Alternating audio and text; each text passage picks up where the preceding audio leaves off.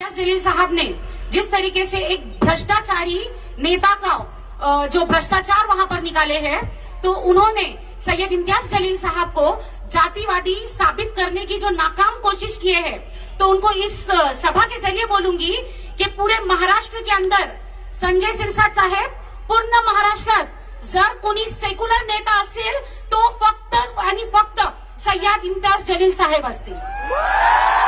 त्यांच्याऐवजी कुणी पण नाहीये. तुम्ही मराठी सक्ती बोलतात ना, तर मराठीतच तुम्हाला सांगते मी आता की या महाराष्ट्रात जर कुणी सेक्युलर आणि धर्मनिरपेक्ष नेता असतील तर ते फक्त आणि फक्त सय्यद इम्तियाज जलील साहेब असतील.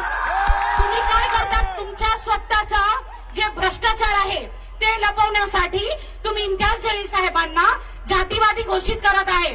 पण तुम्ही विसरत आहे की जे इम्तियाज जलील साहेब असो किंवा बॅरिस्टर असदुद्दीन ओवैसी साहेब असो, दोघांनी जगात आपला एक वर्चस्व लोकांसमोर आणलं आहे.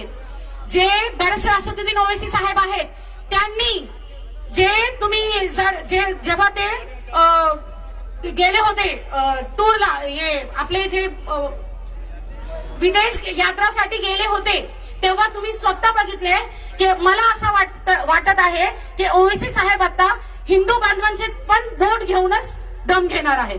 तर आता आमची मजलिसची परिस्थिती अशी आहे की इम्तियाज जलील साहेब असो किंवा असदुद्दीन ओवैसी साहेब असो,